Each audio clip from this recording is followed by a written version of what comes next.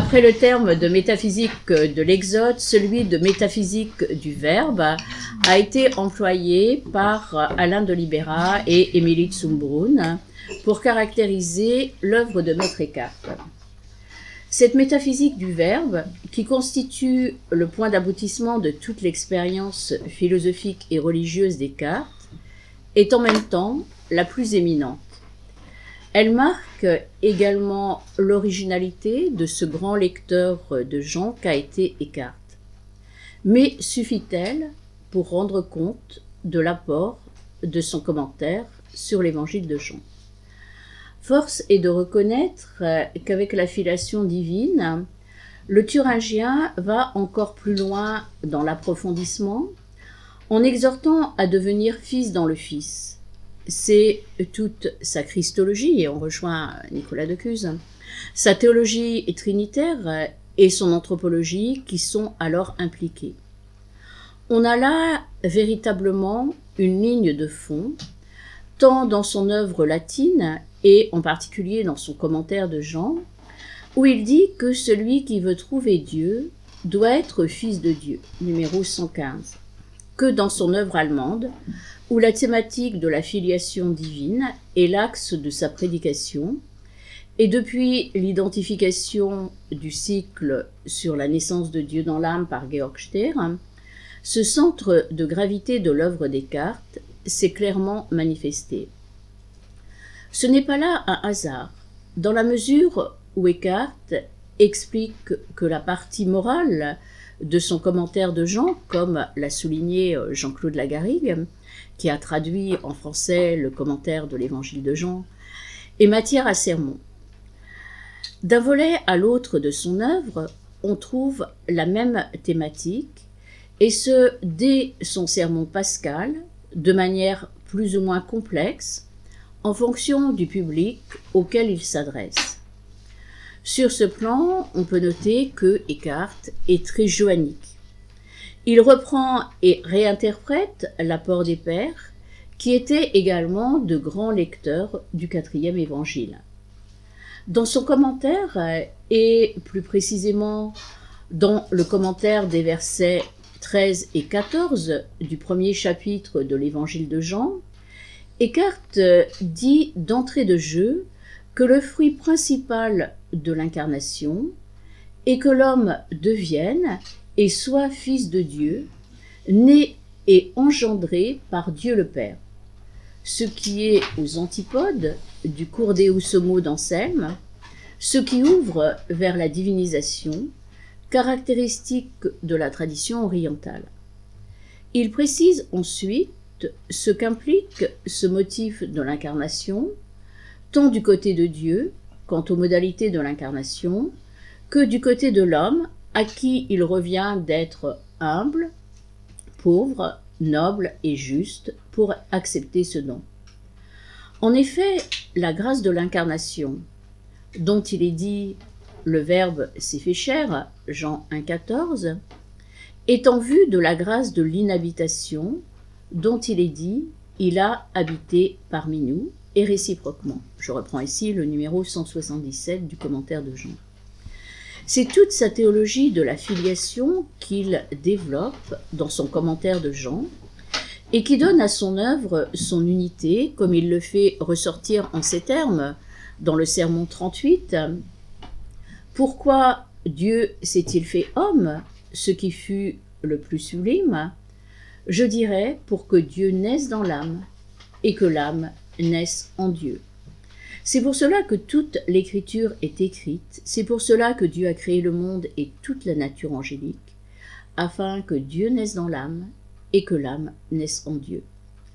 En fait, son commentaire de Jean peut travailler parce que, non traduit dans son ensemble avant le gigantesque travail de Jean-Claude Lagarrigue, qu'il faut vraiment saluer ici, n'est-il pas le creuset de l'œuvre Descartes, où il donne une autre expression de la théosis et où il fait figure de pionnier dans un certain nombre de domaines.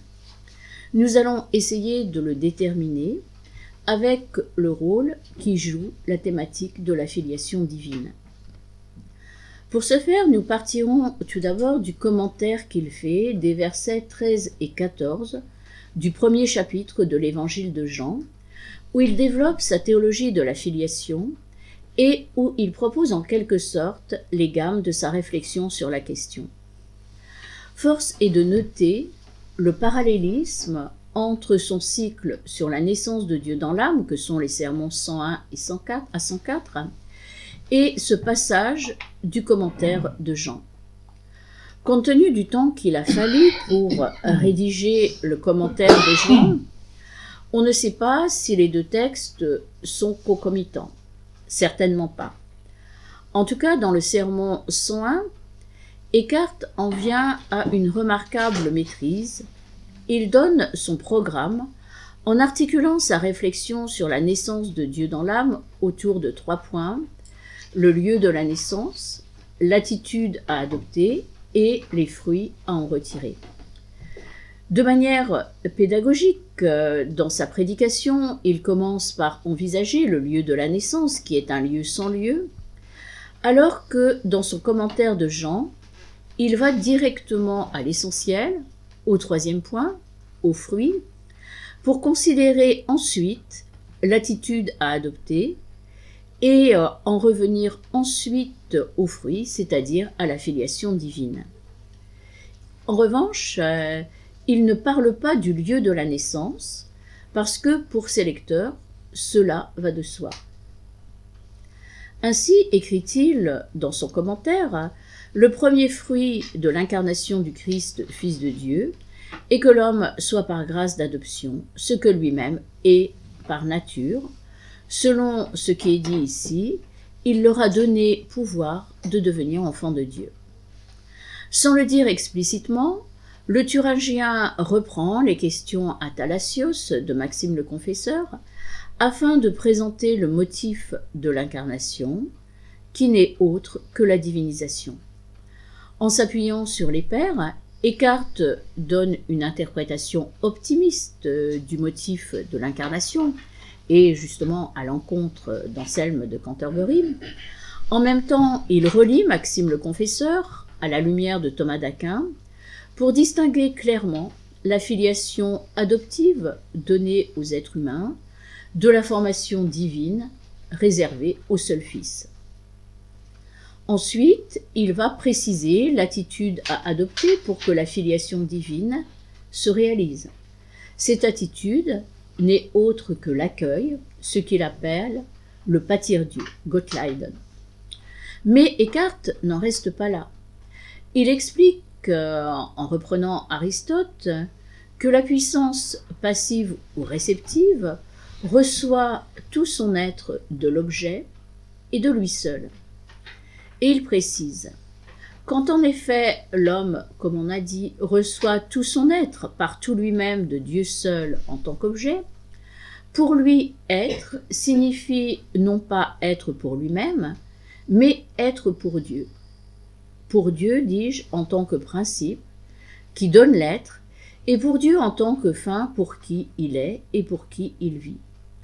Cela signifie s'ignorer soi-même, ainsi que toute chose, sauf Dieu, et ce qui est en Dieu, en tant que cela est en Dieu et que cela est Dieu. C'est là un remarquable approfondissement de la filiation divine qui implique non seulement la réception de son être par Dieu, mais aussi la relation constante avec lui. Sur ce plan, Eckhart reprend, mais va plus loin qu'Augustin. Il ne comprend pas seulement l'être humain comme un esse ad, un être orienté vers Dieu, mais comme il le dit lui-même dans le Sermon 9, comme un adverbe, un ad verbum, un être orienté vers le Verbe et en relation constante avec lui. Ce qui l'amène à son 4e point, à revenir aux fruits qui interviennent et plus précisément à expliquer quelles sont les modalités de la filiation divine.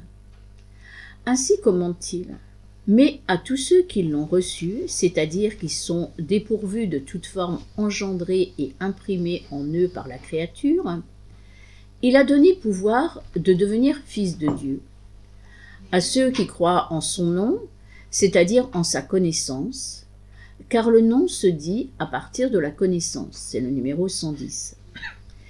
Il en va d'une formation reçue directement du Père, une sorte d'impression. Dans d'autres textes, et à la fin de ce passage, Eckhart évoque l'action de la Trinité. Quelques lignes plus loin, il approfondit sa réflexion en disant que pour être divin et déiforme, l'homme doit se comporter de façon unifiée, partout et en toutes choses. Comme dans les sermons 101 et 103, il précise l'attitude à adopter pour laisser advenir la filiation divine. C'est une autre expression du pâtir Dieu cette fois, l'unification intérieure qui n'est pas tant une œuvre humaine qu'une œuvre divine. Et il ajoute « Nous sommes fils, si nous opérons chaque chose par amour du seul bien, en tant qu'il est bien. » Fils dérive en effet de philos, qui signifie amour en grec. La filiation divine suppose donc la participation à l'agir divin. Il dira dans l'œuvre allemande au Wirken, à cette action de Dieu, et dans le commentaire de la sagesse, qu'il reprend partiellement à la fin de son commentaire des versets 13 et 14 de l'évangile de Jean, ainsi qu'à la fin de son commentaire de Jean 3,8, Eckhart l'a clairement montré à propos du juste, en soulignant qu'il est divin de se conformer par la forme à Dieu seul et d'être transformé en lui, selon lui et par lui. Il précise, de plus, il faut remarquer que le juste en tant que tel tient et reçoit tout son être de la seule justice, et le rejeton est le Fils proprement engendré par la justice elle-même et elle seule enfante, ou bien est le Père qui engendre le juste, au numéro 64. Il devient alors un autre Christ, en lui étant conformé. Un peu plus loin, au numéro 201 de son commentaire de la sagesse, Eckhart exhortait à devenir amator formé sapientiae, c'est-à-dire vraiment celui qui aime la forme de la sagesse, et il précise que la forme est elle seule donne l'être par elle-même. Elle fait du sage une autre figure de l'homme accompli, et cela par l'action de l'Esprit Saint. Dans le commentaire de Jean, Eckhart va encore plus loin, et il remonte aux modalités ainsi qu'aux motifs de l'incarnation. À ceux qui voudraient en faire un penseur dualiste, Eckhart répond par avance que la bonté de Dieu assuma non seulement l'âme de l'homme, mais aussi sa chair, numéro 116. Mais il précise surtout le motif de l'incarnation, qui n'est autre que la filiation divine.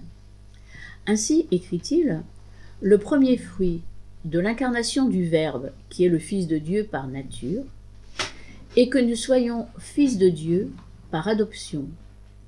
Car il serait peu de prix pour moi que le Verbe se fût fait chair pour l'homme dans le Christ, en séparant qu'il soit séparé de moi, s'il ne s'était pas aussi fait chair en moi personnellement, afin que moi aussi je sois fils de Dieu. C'est le numéro 117, mais c'est aussi le début de son cycle sur la naissance de Dieu dans l'âme, où il dit que Dieu pourrait s'être incarné des millions de fois. S'il ne s'était pas incarné en lui, cela lui serait indifférent. Ce qui l'amène à voir que le mystère de Noël n'est pas simplement un anniversaire, mais c'est une participation à ce mystère de divinisation qui est envisagé. Et justement, il disait plus précisément dans le sermon 101 que cette naissance se produise toujours, dit Origène, en fait, moi je dis Origène, lui il dit Augustin parce qu'il ne voulait pas avoir de condamnation. À quoi cela me sert-il si elle ne se produit pas en moi?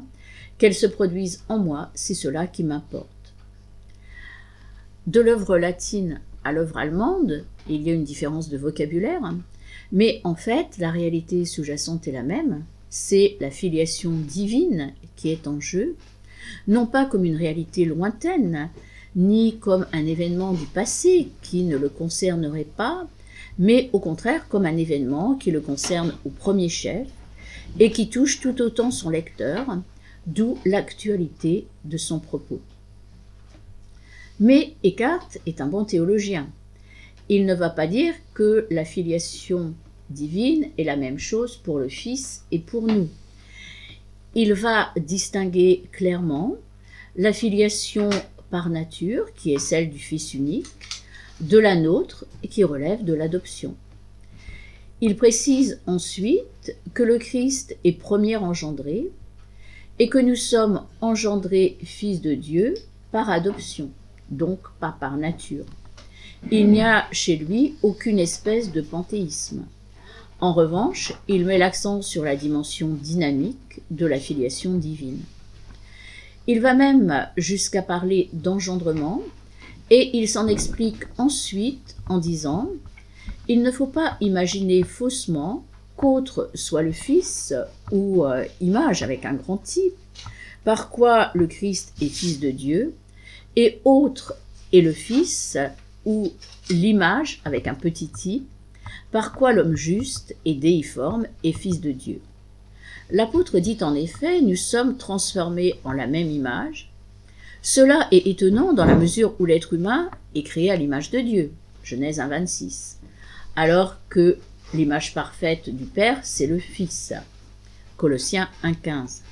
Mais par l'admirable échange de l'incarnation, nous devenons fils dans le Fils. Non seulement Eckhart reprend ici saint Paul, mais aussi un passage du livre 15 du De Trinitate de saint Augustin. Pour mieux se faire comprendre, le Thuringien prend l'analogie des miroirs.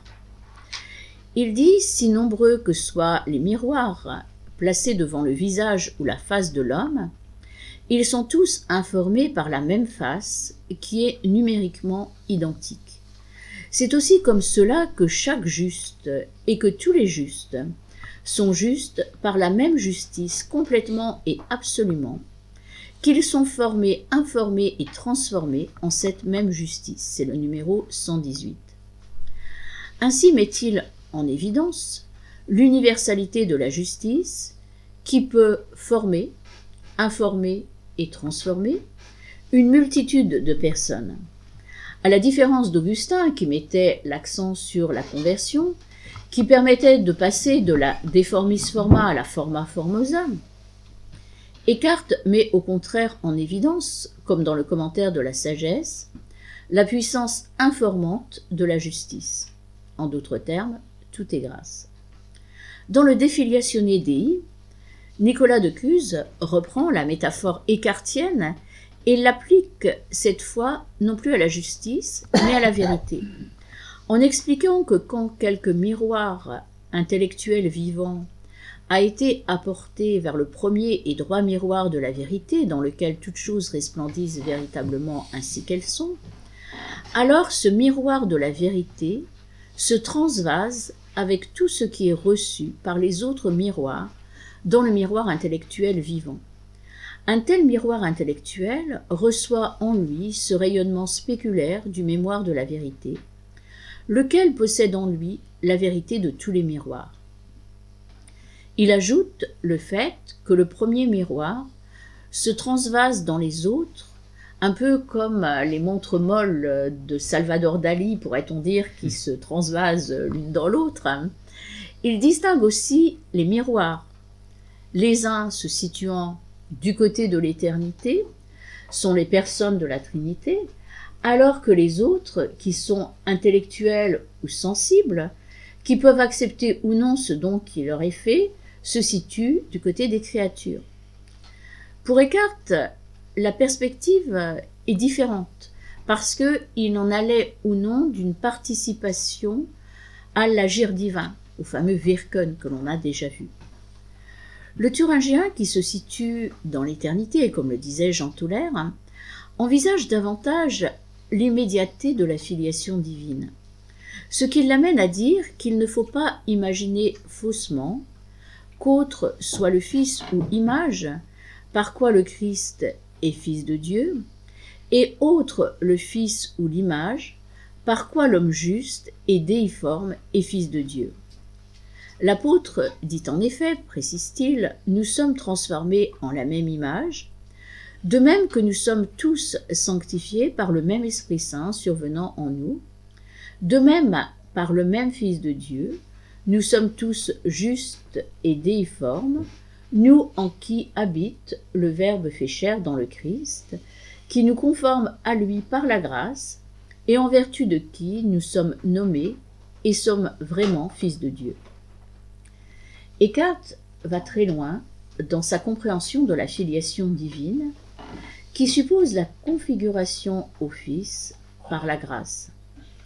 C'est là toute la figure du juste, ou encore de l'homme humble, de l'homme pauvre, de l'homme noble, qu'il développe dans sa prédication allemande, et que l'on comprend mieux à partir de cette réflexion qu'il développe dans le commentaire de Jean.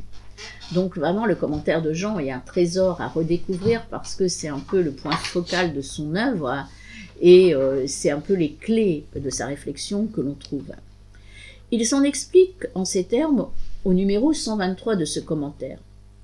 Ceux à qui a été donné le pouvoir d'être fait fils de Dieu, qui sont nés de Dieu et en qui le Verbe fait chair a habité, ceux-là, dis-je, voient la gloire telle que des fils uniques, au nominatif pluriel, c'est-à-dire semblables au Fils unique.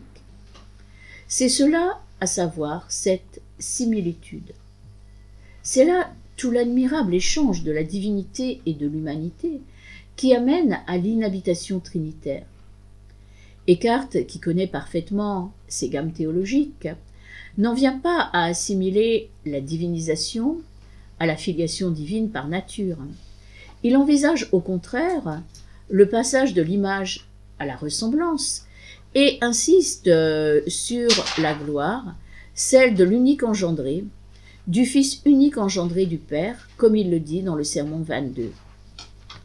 Il souligne que le Fils l'est par génération, par nature, alors que nous le sommes par la régénération, qui concerne la conformité de la nature, numéro 123. En d'autres termes, nous le sommes par grâce. Eckhart, qui a eu une expérience forte de la vie trinitaire, ne confond pas les plans.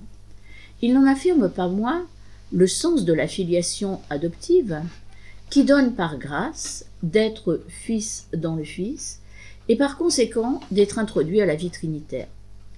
À la fin de son exposé, il revient sur l'attitude à adopter, en notant « Aussi longtemps que nous sommes dissemblables à Dieu, et que nous ne sommes pas en voie d'enfantement, pour que le Fils soit formé en nous, nous sommes sans repos. Et avec Marthe, nous nous troublons pour beaucoup de choses. Mais dès que le Fils est formé en nous, afin que nous soyons en son Fils véritable, et que rejeter toute dissemblance, nous soyons fils de Dieu, nous serons semblables à lui, et nous le verrons tel qu'il est, devenu un en lui et par lui. Alors la joie pleine et parfaite est en nous, et nous sommes en repos. L'attitude qu'il préconise n'est autre que l'accueil et s'ouvre sur la joie de la naissance de Dieu dans l'âme. Il le redit au numéro 155, « Dieu le Verbe est devenu chair et il habite en nous de manière visible et sensible, toutes les fois que nous sommes conformés et configurés à des choses divines et par conséquent à Dieu selon ceci. » Il y a donc un double mouvement de don de la part de Dieu et d'accueil de notre part. Dans la suite de son commentaire de l'évangile de Jean, Eckhart va devenir plus concret parce que vous pouvez dire là on est quand même dans de la haute spéculation théologique et je prendrai deux exemples, deux expressions qu'il donne de la filiation divine, l'une dans l'épisode des noces de Cana, l'autre dans l'entretien avec Nicodème. Alors, justement, l'interprétation écartienne des noces de Cana, qui constitue une partie importante du second chapitre du commentaire de Jean, est tout à fait originale. Parce que Eckhart n'y commente pas le miracle de Cana, ce à quoi on s'attendrait, mais il propose une lecture mystique et spéculative du passage, lecture qui s'insère dans la perspective d'ensemble de son commentaire de Jean, d'après laquelle il importe de briser la coque, le fameux Durchbruch, passer à travers, de dépasser la lettre du texte pour en faire ressortir l'enjeu. Le thuringien ne prend pas le terme de noces au pied de la lettre, mais il commence par en distinguer trois sortes. Le mariage, où le père et la mère sont sur terre, l'incarnation avec un père au ciel et une mère en ce monde, et la naissance de Dieu dans l'âme, où il n'y a ni père ni mère en ce monde. D'entrée de jeu, il s'attache à nouveau au motif de l'incarnation, qui n'est autre que la filiation divine. Pour ce faire, il envisage l'admirable échange de la divinité et de l'humanité. Et il conclut au numéro 291 « Combien est douce et heureuse la vie de ceux en qui habite le Verbe fait chair. Ils n'aiment que Dieu en tout et tout en Dieu. L'homme a la vie par son âme, mais il reçoit son être de Dieu. Or l'être est plus doux et plus délectable que le vivre. C'est la création nouvelle qui se réalise. » Eckhart peut alors passer aux troisième noces, celle entre Dieu et l'âme, qui sont une autre version de la naissance de Dieu dans l'âme et qui constitue pour lui la clé de lecture du passage des noces de Cana. Eckhart évoque ici le dépassement pascal de l'amour pour que le Christ soit formé en nous pour devenir fils dans le Fils. Et justement, il montre en même temps que le mystère de Noël et le mystère de Pâques ne sont qu'un seul et même mystère. C'est finalement une magistrale interprétation des noces de Cana qu'il donne. C'est en effet une remarquable expression de la naissance de Dieu dans l'âme qu'Eckhart propose à travers son commentaire. Non seulement l'évangile des noces de Cana termine au XIVe siècle le cycle de Noël, celui de la naissance éternelle, mais encore Eckhart interprète le premier miracle que Jésus réalisa à Cana comme la naissance de Dieu dans l'âme, ce qui manifeste l'enjeu fondamental du motif de l'incarnation qui est de permettre aux êtres humains de devenir par grâce ce que Dieu est par nature. Ce miracle se situe du côté de l'éternité. C'est un horizon qui est en même temps le sens de la vie nouvelle que le Christ nous donne par l'incarnation, d'où l'importance décisive de ce texte, peu connu d'Eckhart, qui s'inscrit dans la redécouverte, dans le cadre de la redécouverte de son cycle sur la naissance de Dieu dans l'âme, et qui amène à une nouvelle appréciation de ses écrits. Ainsi met-il en œuvre, à propos des noces de Cana, les conclusions théologiques qu'il avait tirées au chapitre précédent. Donc on voit que, mine de rien, son texte est très bien construit. Alors passons maintenant à l'entretien avec Nicodème. Le commentaire de l'entretien de Jésus avec Nicodème, qui constitue le chapitre 3 du commentaire de Jean, s'inscrit dans une perspective analogue. Pour préciser ce qu'il en est de la nouvelle naissance, Eckhart reprend les deux derniers points du sermon 101, l'attitude à adopter et les fruits à en retirer.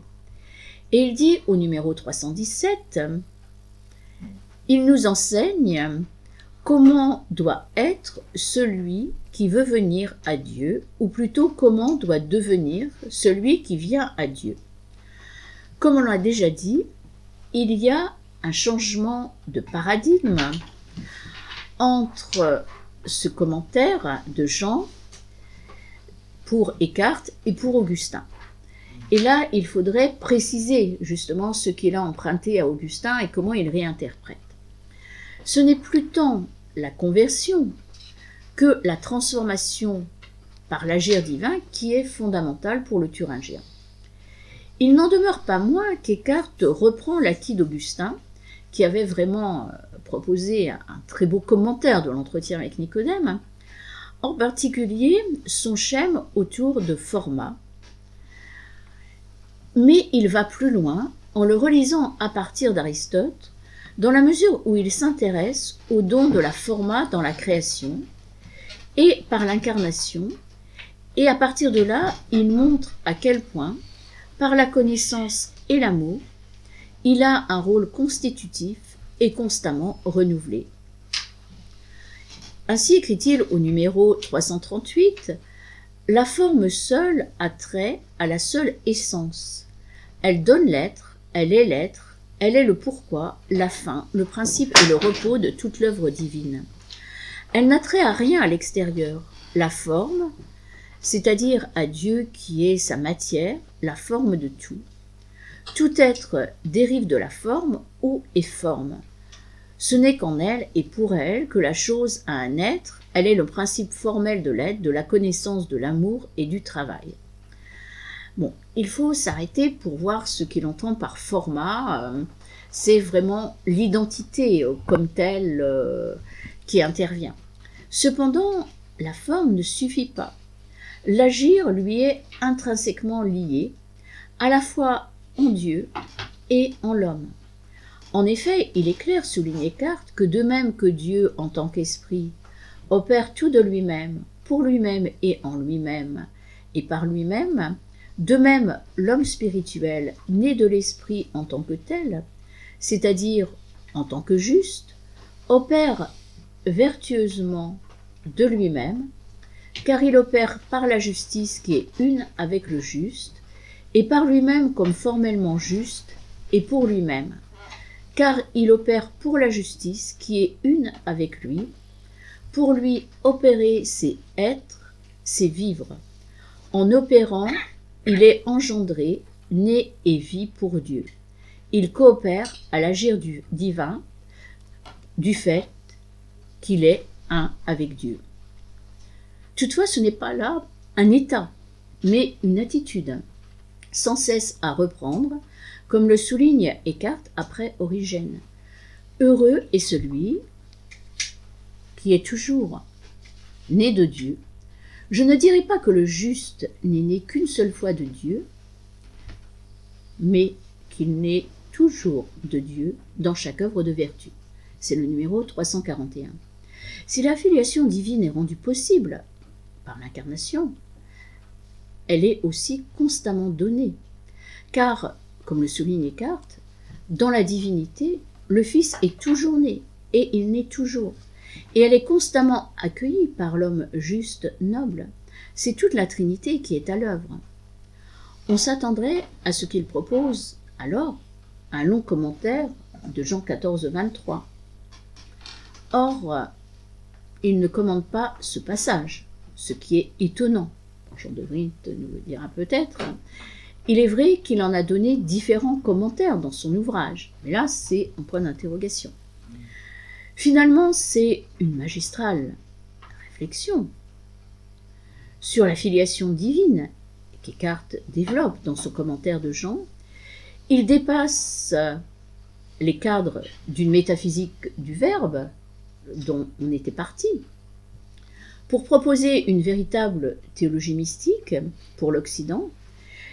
Il la met en œuvre dans sa prédication en langue vernaculaire, ce qui permet de comprendre son succès et son actualité, même si cela lui a été reproché au cours de son procès.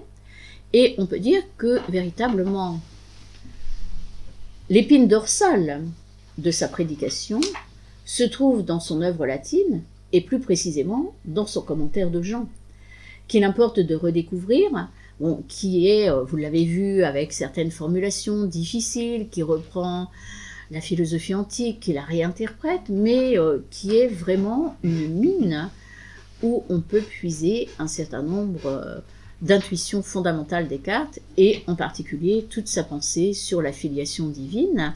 Et je remercie Harald Schweitzer d'avoir vu le rapport avec Nicolas de Cus, parce que Nicolas de Cus a bien compris tout ce rapport à Eckhart, et je pense qu'il s'en est imprégné, et son De Filiatione Dei est beaucoup plus accessible. C'est un texte vivant, et en même temps les autres textes de Nicolas de Cus.